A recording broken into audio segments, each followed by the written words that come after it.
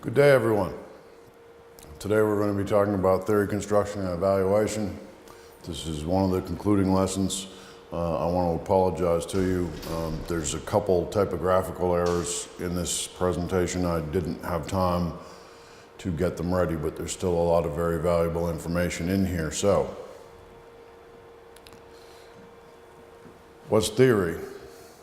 Theory is a set of interconnected statements or propositions that explain how two or more events and factors are related to one another. So this goes back to us talking about correlation. The theory attempts to explain correlation. Concepts are the building blocks of theory. And a concept is an idea expressed as a symbol or in words. Concepts have two parts. A symbol, which is a word or a term. I think the better word here would be phrase. A couple of words, 2 or 3 words, and a definition. Parts of a theory. Theories include assumptions. Assumptions are statements about the nature of things that are not observable or testable. And don't worry, we'll get into what a lot of these terms mean. That's coming up in the next few slides. So this will all become clearer to you. But, example here, for example, the concept book assumes a system of writing and people who can read in the existence of paper. If you think about that, that makes sense. And without these assumptions, the idea of a book makes little sense. If no one in the world can read, which obviously we all know there are countries where the illiteracy rate is quite high, but even put yourself in my shoes, if I write a book and I write it in English and I try and get it published in Albania, it's a very limited audience that can read it. Small amount of people who can.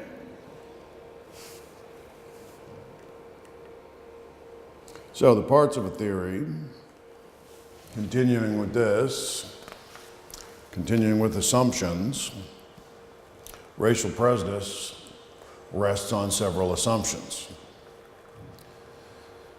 People who make distinction among individuals based on their racial heritage attach specific characteristics to membership in a racial group and make judgment about the goodness or badness of these characteristics.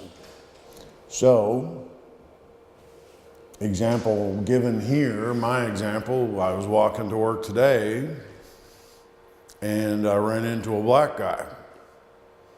Now, if you think that black people are bad, well, that's your own thing. Here in Albania, we don't have many black people. And so I walked up to this guy, I just said hello to him, he said hello to me. I realized he spoke English, which not all black people do. And I started talking to him, and that was fun. And he really appreciated it. Apparently he just got here. He's a professional soccer player. He plays for one of the Albanian teams. I don't know which one. And I told him, you know, I used to live in your country. I used to live in Africa. So I lived in his country, and we just got along fine. And I wasn't worried about him stealing anything from me or doing anything wrong to me. And I'm sure he wasn't worried about that with me. So, racial prejudice is a bad situation to be in, but if you hold the assumptions that someone is different from you based on the color of their skin, if you hold the assumptions that someone is different from you based on their gender or their sexual orientation or something like that,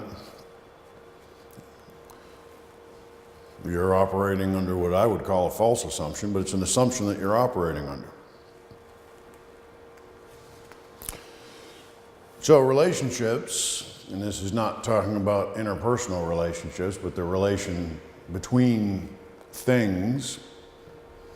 Theories contain concepts, their definitions, and assumptions. More specifically, theories specify how concepts are related to one another. And this fella here, who we're going to talk about over the next few screens, R. Merton's anomie theory of deviance argues that people can understand non-deviance and deviance by considering two key concepts: the goals that a society defines as worth pursuing and the legitimate means to achieve those goals. And as I said, we're going to have a few screens about this particular theory, but basically we're talking about criminality here, and we're talking about people's interest in or proclivity towards becoming criminals. And this strikes me as a very interesting theory. So non-deviance occurs when people accept cultural goals and use a socially legitimate means to reach them. So what that means, non-deviance means you don't break the law. You stay in the traffic lane that you're supposed to. You signal when you're getting ready to turn. You basically do things right. And a lot of you would say, well, that means I'm a good person. This is not really about that. You do a non-deviant behavior, there's no moral judgment involved. You're just doing what society generally accepts as being the right thing to do. Deviance occurs when this isn't the case. And what this guy Merton, what he's talking about here is he's more interested in deviance and why it occurs. And don't worry, those of you who are Christian in here, which is a couple of you, Jesus says even the tax collector loves his children. Every criminal will tell you that they're more or less a good person. They're just sort of forced to do what they do, and take my word for it. I know a lot of criminals. So Merton made a causal statement, which is a proposition about the expected relationship among concepts, which are variables. And we've talked a lot about variables in this class. Aspects of his theory is the direction of the reasoning, the level of social reality that explains it, and whether it is substantial or formal. And we'll talk about what substantial or formal means. I understand we're covering a lot of ground here and we're covering it quite quickly. There's a lot of things going on. So theorizing goes in two directions. There's the deductive approach and the inductive approach. And there's also multiple levels. So theory goes in two directions and there's different levels that it occurs at. So there's the micro level theory, which deals with small bits of time and space and numbers of people. This is where when you're telling someone whatever about how, here's a good example, I've used smoking as an example, that your grandfather smokes and he's 90 years old and he's always smoked and he smokes a lot. Okay, this is a micro level theory that somehow smoking is okay, that it's not going to kill you. And you're using the very small theory that, based upon my experience with my grandfather, smoking's not particularly dangerous. And that's exactly what we're talking about here. You can always think of something as human beings as an exception that you try and use to disprove something, right? I was reading an article the other day about a woman who uses a very crazy drug that is available in the United States. I don't think it's available here in Albania, although I might be wrong. I don't really hang around with people who do drugs anymore, although I used to. Anyway, she apparently uses methamphetamine to help her study for tests. She only uses it once in a while. Methamphetamine is a very addictive drug. And she's using the justification that because I don't get addicted to it, because it doesn't adversely affect my life, then methamphetamine should be okay, and we should let people use it. Anyway, that's micro-level theory. Social bond theory we'll get into in a little while. There's two other theories here that are more important to this particular slide, but this social bond theory we'll get into quite a bit in a couple screens. Mesolevel theory attempts to link macro and micro levels or to operate at an intermediate level. Theories of social movements, organizations, or communities are often at this level. So this is now when we're describing groups of people. We're not describing a whole society. We're not describing all of Albania right now. We're describing the people in this room or the people who go to school at this university. Okay, this is meso level. This is meso, it means intermediate, middle level.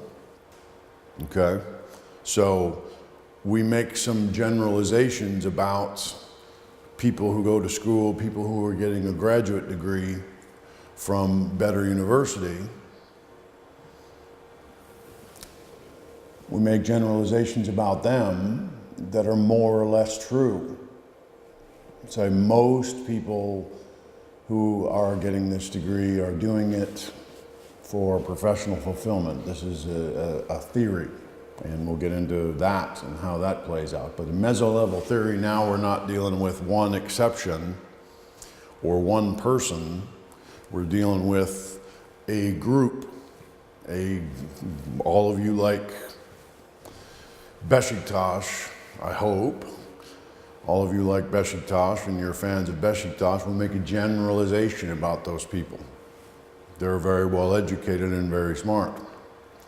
And then macro level theory concerns the operation of larger aggregates such as social institutions, entire culture systems, and whole societies. So if we say, I think everyone in here is Albanian.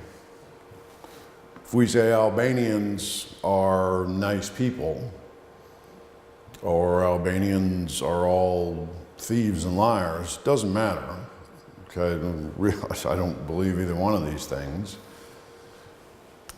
But that's macro level theory. Now we're making a generalization about a whole society. In the case of Albania, we're making a generalization about the whole culture.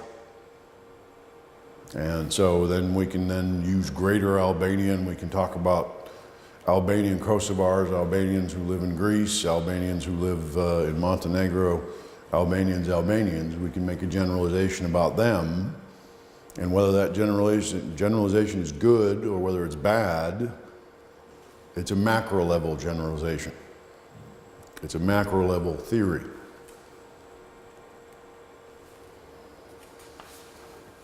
So the relationship between micro and macro, until recently, one of the major divisions of 20th century sociology was the conflict between macro and micro. Sociology in itself, as I understand it, is about macro. It's about societies. It's about saying poor people do this, or rich people do that. That seems to me to be what sociology is about.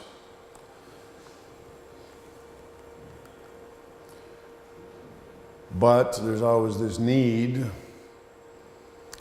to be more accurate when it comes to the individual. So many sociologists argued polemically that one level is more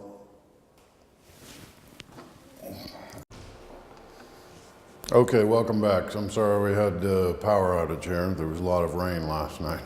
So Bear with me.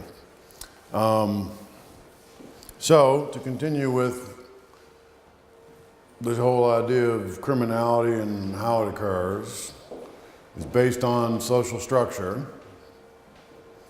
Starts with social structure, the society and community you come from. So, I don't mean to stereotype here, but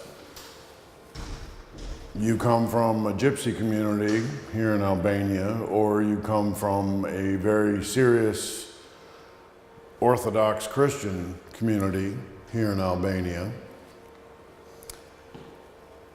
And then your particular micro level of social structure, this is macro level, your particular micro level of social structure relates to how old you are, what kind of family you're from, what gender you are, the kind of people you hang around with, what race you are, what kind of school you go to, what social class you are, and you can throw in what they mean by others here, any other thing you can think of that relates to your micro state of being, what makes you you.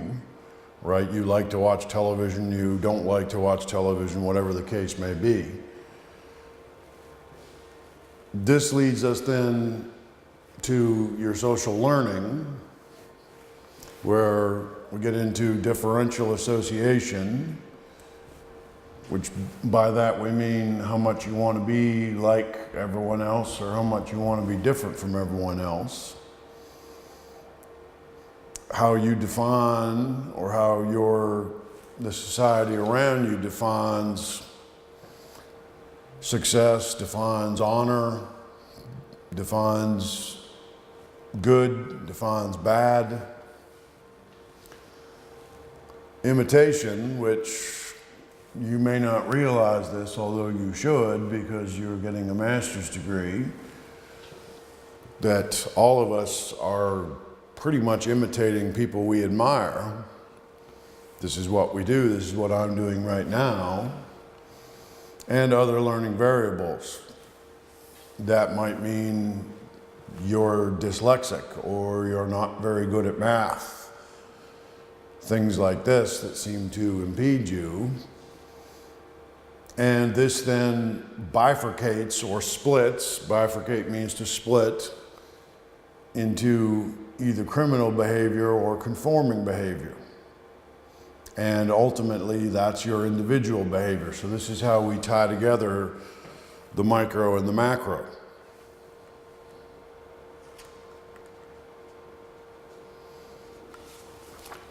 So, the focus of theory in general, there's substantive theory, which is developed for a specific area of social concern, such as delinquent gangs, strikes, divorce, or race relationships. And these are not certainly exclusive categories. You can use supporters of a certain football team, like Besiktas, who are obviously awesome, and supporters of Fenerbahce, who are obviously terrible. I'm kidding, but you can pretty much make any category that people belong to and find out why is it, when Fenerbahce shows up at our stadium, there's a lot more violence. I have no idea whether that's true. I don't really care very much about soccer. I'm American. Formal theory is developed for a broad conceptual area in general theory, such as deviance, socialization, or power. So again, we see this kind of split. Substantive theory, then, we could say this is micro, but we could also say this is meso, whereas this is macro. Formal theory is definitely oriented toward the macro, being able to describe a whole society. Why is it that young people today like to play video games, like to play Counter-Strike so much? And a theory needs to have a focus. So if you want to generate a substantive theory, then you should think of cases within the same substantive area. You might compare several gangs, but you do not have a theory about deviance in general.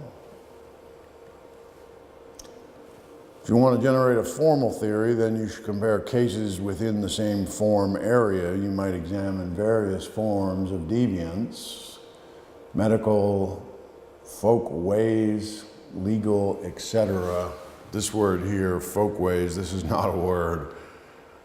I think what they're saying is people from that part of the country act a certain way.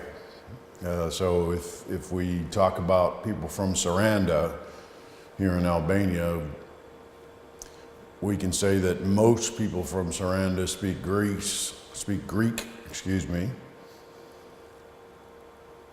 and most people from Saranda are X. I don't know that much about Saranda. I've never been there, but I do know most of the people there speak Greek because it's so close to the Greek border. So how do you evaluate a theory? The criteria for evaluating theories. Most important thing is its logical consistency. Does it make sense? Now, this does not mean that just because something makes sense, it's true. And we'll get into an example of that in a moment.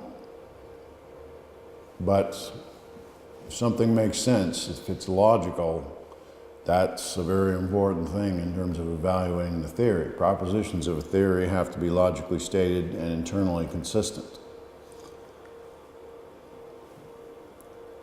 The theory that states that criminals are biologically deficient cannot claim that socialization is the cause of criminal behavior. Okay? This particular example here, and I should say example, this is essentially the nature-nurture argument that you always hear in psychology. So if you're saying that someone is a criminal because they're biologically predetermined to be so, then you can't say that they're socialized to be criminals because it's not consistent. It doesn't make any sense. So, to continue with the idea of evaluating a theory, scope of a theory refers to the range of phenomena which it proposes to explain. A theory that accounts only for the crime of check forgery may be accurate, but it's obviously very limited in scope. So what we're talking about here is the range to whom I can apply this to. In terms of criminology, we're interested in predicting behavior for a wide group of people. Most people who kill people are men. Most people who kill people are men from the age of kind of whatever, 20 to 40. I think once you get to a certain age, you sort of realize there's very few things that are worth killing someone over.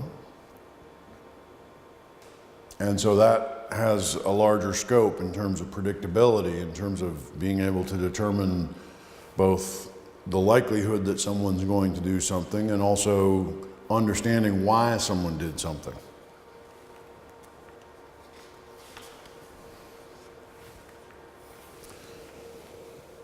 Another criteria for evaluating a theory is parsimony.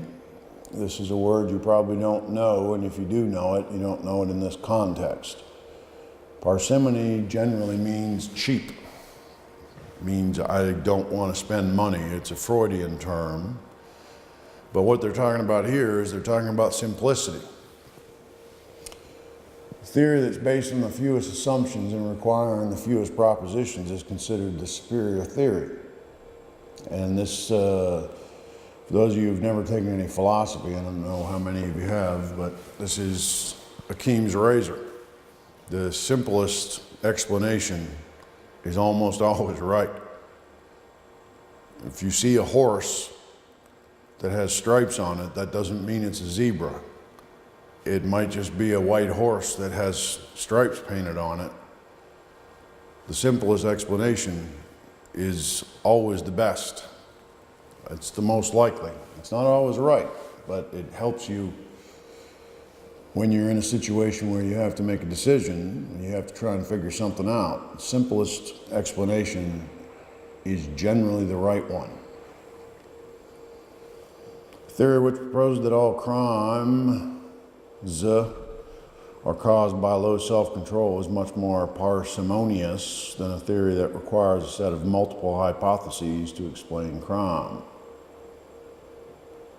There's people who believe this, low self-control. We'll get into some of the other reasons why people commit crimes, and I think it's largely economic, but we'll continue. So, differential association is based on these 9 postulates. This is going to go on for about 3 different screens here. Write down the ones that you think are important, or write down the one that I think are important, whatever you want to do. Number 1, I think this is important. Criminal behavior is learned. You hang around with criminals and you see them committing crime and you see them not getting into trouble over committing crime. You sort of learn to accept that's a way to make money. That's a way to get by. That's a way to live. That's an option that we have. I hung around with some very bad people when I was a young man, so I understand this. Criminal behavior is learned in interaction with others and persons in a process of communication. So, in addition to learning by association, hanging around with criminals, criminals also teach criminals. So this is one of the reasons why prisons in general are very unsuccessful places. You send someone to prison and they hang around with a bunch of criminals who teach them how to be better criminals.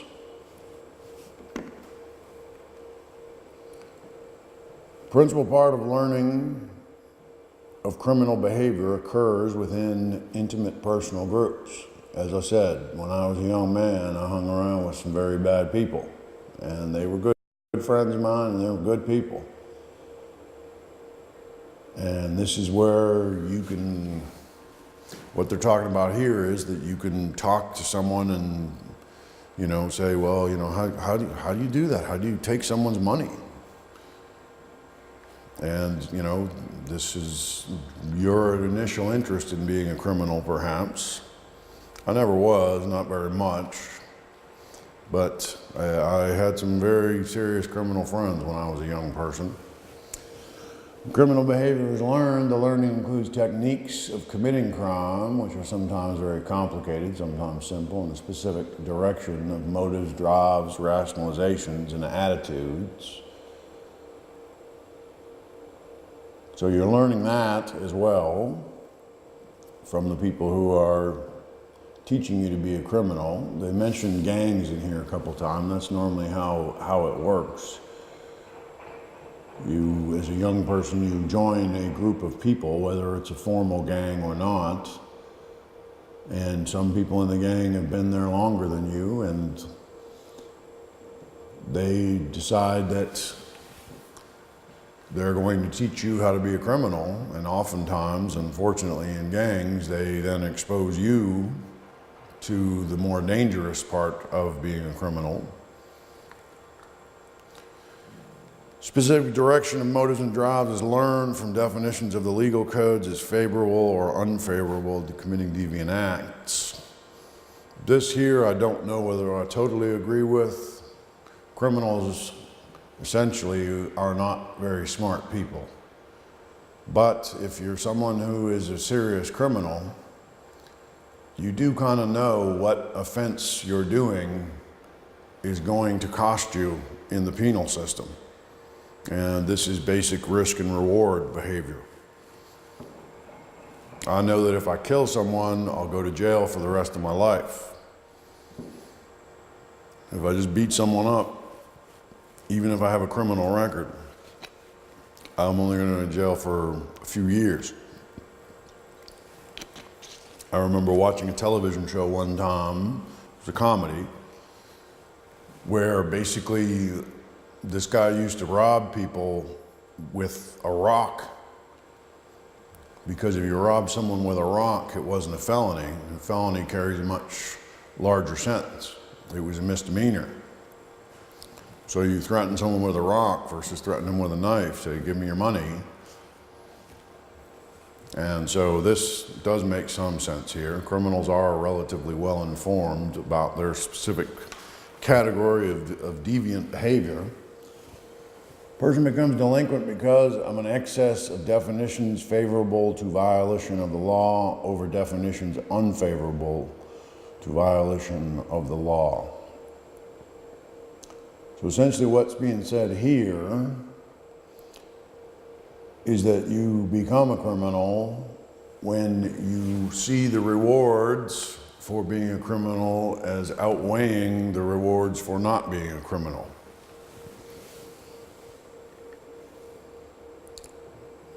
Differential associations may vary in frequency, duration, priority, and intensity. Priority, the age of children when they first understand criminal behavior. Okay, when we're all children, your mother and father teaches you what's right and wrong. That's okay to do, that's not okay to do. Right? You have to pay for that. Things like this. Intensity, the level of prestige associated with a person or group. Someone you admire is a criminal, is a bad person, assuming that you think criminals are bad people. I don't. Someone you admire is a criminal, well then it's much more likely that you're going to follow in their footsteps, despite what your parents tell you. Frequency, number of contacts a person has with groups that condone criminal behavior. Condone is a big word that means put up with or to favor criminal behavior. So if you spend a lot of time with bad people, as I did when I was a young man, you're much more likely to become a criminal yourself, because you see that they're living a good life, they're having a good time. And duration, the length of time the relationship will last, and so its influence over the person's behavior. How long did you hang around with those bad people? In my case, it was a period when I was a young man. I was still in high school. When I finished high school, I joined the Army, and then I went away and went to college and things like that, and I lost track of all those people. So I wasn't with them when their lives turned really bad, which they did. Most of my friends from when I was a child, they're all dead now. They're either dead or in jail.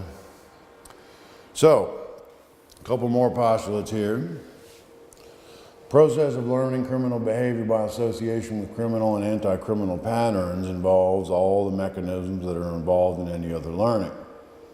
So this is no different. This is right back to Pavlov, assuming you're a behaviorist. If you see the reward, then you go after the reward. If you know that I study and I work hard and I get a master's degree in psychology, I get a master's degree in counseling, I get a master's degree, we have a degree here in international law, I'm going to do better in life, that's fine. If you are around criminals and you see them doing better than you might decide, well, there's really no point in studying because the real rewards are for people who break the law. So this is a basic learning process. This is total behaviorism. You do what seems best for you. And if you decide to become a criminal, then you're doing what seems best for you. It's a basic learning process. And the last postulate, while criminal behavior is an expression of general needs and values, it's not explained by those general needs and values, since non-criminal behavior is an expression of the same needs and values. This is really quite complicated. It doesn't have to be. But what we're saying here is that criminal behavior can't be explained by just the fact that I don't have any money.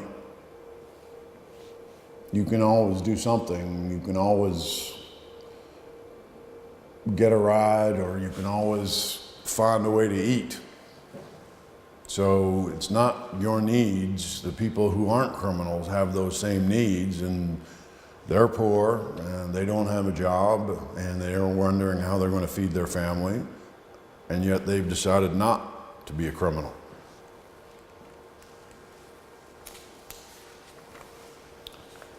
So, criteria for evaluating a theory, it's testability. Testability by objective and repeatable evidence. A theory which are untestable or not scientific. This goes back to control groups and all of these things we've talked about in here before. So, the example here, if we state that low self-control is the failure to refrain from crime, we cannot state that low self-control is the cause of law violation.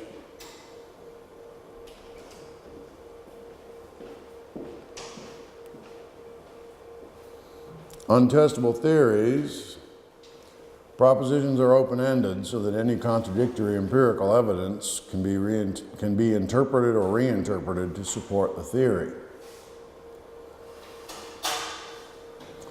The theory may propose that males who, this should say rob, no E on there, not robe.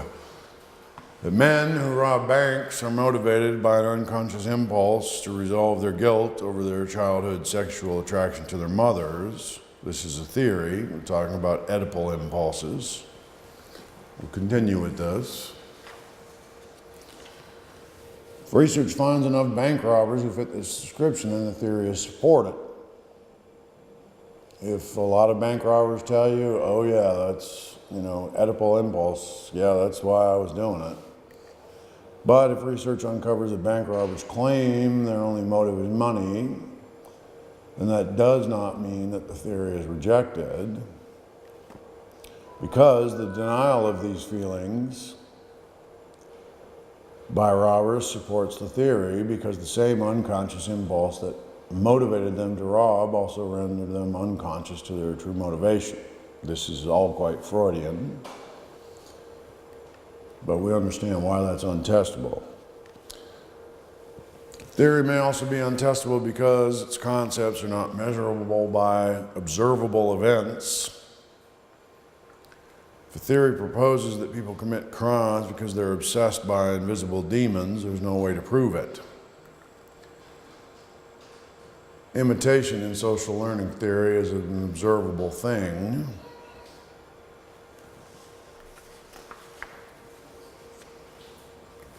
So, continuing with criteria for evaluating a theory, what's important is its empirical validity. Empirical validity means that a theory has been supported by research evidence. None of the theories is found to be entirely true or false, and this is where we get back to the macro and the micro. There's always going to be an exception. There's always going to be a bank robber who's robbing banks because of his unresolved Oedipal complex, but most of them are just robbing for money. So no theory is entirely true or entirely false. There's always going to be exceptions.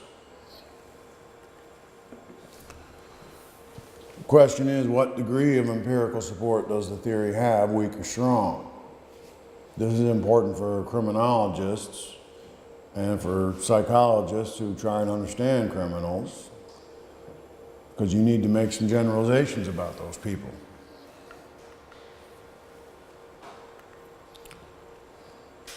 So, in the category of usefulness and policy implications, every criminological theory implies a therapy or a policy.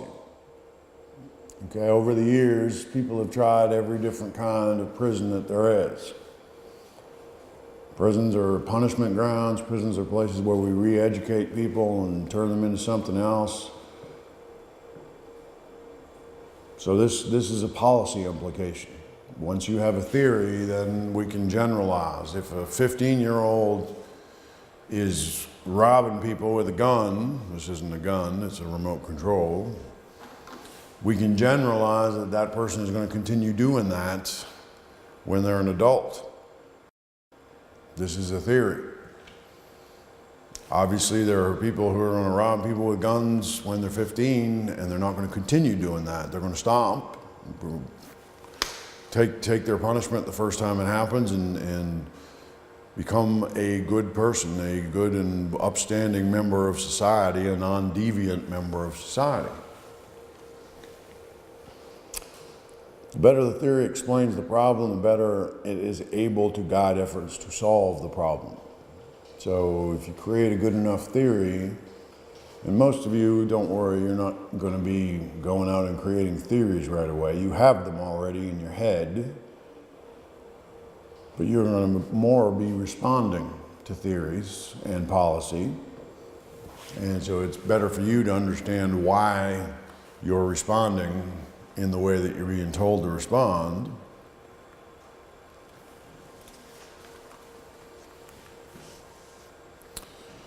So, continuing with criteria, empirical validity, how much evidence supports the theory. The more evidence that a theory is valid, the better. Remember, when we do any sort of experiment, someone else, my assistant Mehmet, should be able to replicate my results, more or less. It should be able to come up with more or less the same thing. And the more studies that support a theory, the better. Now, obviously, we know about innovation, whether it's in the medical field, whether it's in the psychological field. We know about innovation. There's always some voice in the wilderness. If we watch movies, there's always some voice in the wilderness who has a theory that no one really believes, and that theory turns out to be true. That's part of the process. But in the same way that you want something to be simple, you also want it to be supported by a lot of other studies, a lot of other research. That young people who are Muslims, young people who are Christians, who play too much video games, I should say too many video games, have problems retaining information, have problems learning something.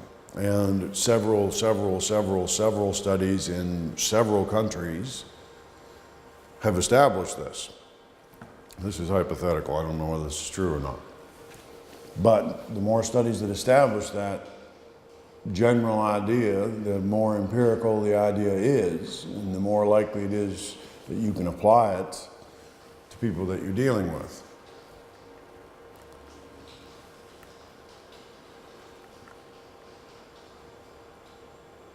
So a theory that has been falsified, disproven, is not valid, and this is where we're going to get into this fun category. The example here is phrenology. They say bumps on the head are indicative of brain injury and can be used to predict criminality. About 100 years ago, a little bit more, it was kind of in the late 1800s, I believe it was a French doctor came up with this theory that you could measure people's head, and from the contours of their head you could tell whether they were a criminal or whether they were likely to become one. And that idea took over the world. Everyone in every country in Europe was measuring people's heads with this scientific method as a way of predicting this person is probably a murderer, this person is a thief, this person is a liar. You can tell all this by your head.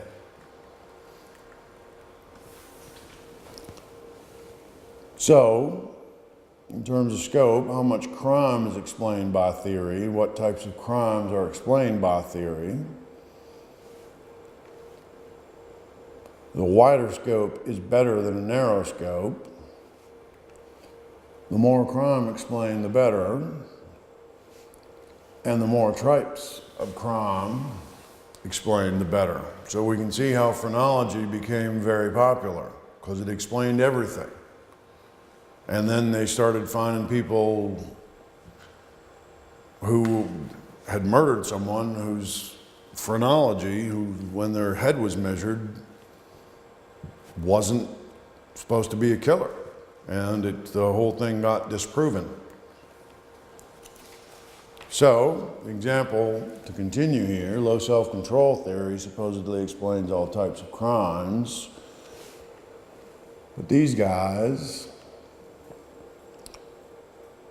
they explain serious crime, trivial crime, white-collar crime, corporate crime, even some non-crimes from low self-control. And there's certainly an element of that. When you don't have a lot of self-control, when you don't have a lot of self-discipline, you're much more inclined to act in an inappropriate way, to do something that you know is wrong. And there are a lot of reasons why that happens. Clearly defined concepts. Keywords can be understood and measured.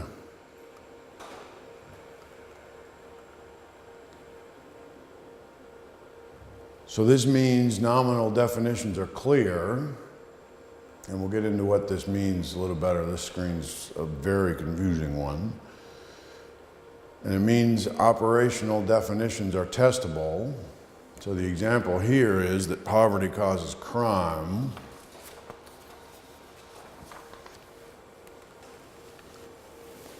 So if poverty causes crime, we have to be able to understand definitions of these concepts. What is crime? What is poverty? For example, Muslims in general don't steal, but it's not considered a sin to steal, according to the Quran, if you're starving, if you need to feed your family, if your family's starving. That ain't the same level of being a thief. So you don't have to worry about getting your hand cut off. Obviously, I'm talking about a Wahhabi version of the Quran. I'm not an expert on Islam, but I've learned a lot about it since I've been here. And then what is poverty? Define poverty. You're wearing clothes right now. You have a place to live. You have a place to sleep. Does that mean you're poor? Seems to me you have everything you need. Of course, that's easy to say. So you have to be able to measure poverty and crime. How is crime measured? And there's a lot of categories that you can possibly call crime. Number of convictions, number of arrests. The one I like, the number of reports of criminal victimizations or self-reports of criminality. But yeah, someone who has been the victim of a crime is going to report a crime, whether or not someone gets caught for that crime, whether or not someone gets arrested for that crime. A friend of mine got his cell phone stolen the other day. And he knows who did it. He's quite sure he knows who did it. He can't prove it. And so there he is. He hasn't reported that to anyone, but that seems to me to be the best measure. How's poverty measured? These are American figures, number of families living below the official poverty line. 2007 in the United States, those values are, let's put them all up here, 4 of them. So the poverty line in the United States for a single person, I'm single, I'm not married, I don't have any children, I don't have any child support payments to make. Poverty level for a single person in the United States is roughly $10,600. Now that may seem like a lot of money here in Albania, but in the United States, obviously the cost of living is quite a bit higher. I just got back from Greece. I assume in Greece, $10,600 a year would make me pretty poor. And so for two people, whether that's a single mother with a child, which it often is in the United States, whether that's a single mother with two children, or whether that's just a young couple, this is the poverty line. And that's according to the American government, that's according to the U.S. Census. So,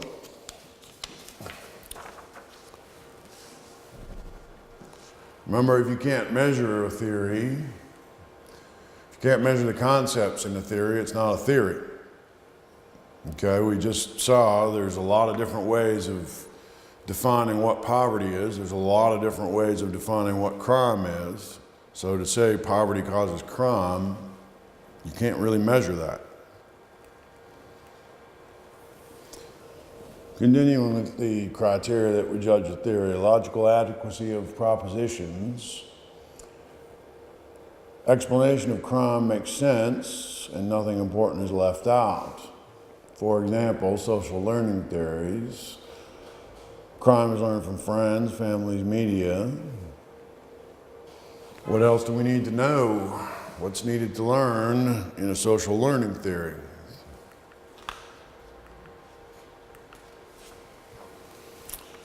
How is the brain involved in learning crime?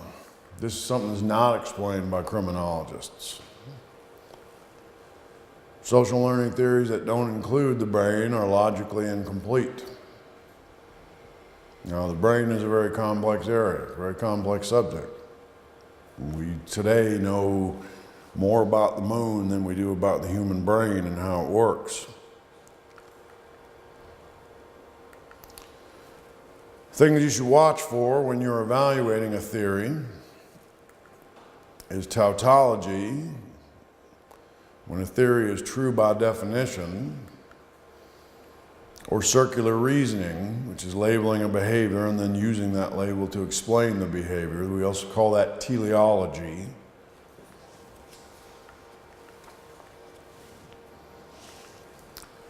We don't learn anything from theories that are tautological, and we don't learn anything from theories that rely on circular reasoning or teleology. So, we've covered a lot of ground here, a lot of information, a lot of things to get your mind around. But I hope this has been useful. This has been one of the more interesting discussions I've had with you in terms of the content. So, that's the end. You all have a nice day, and I will see you again soon.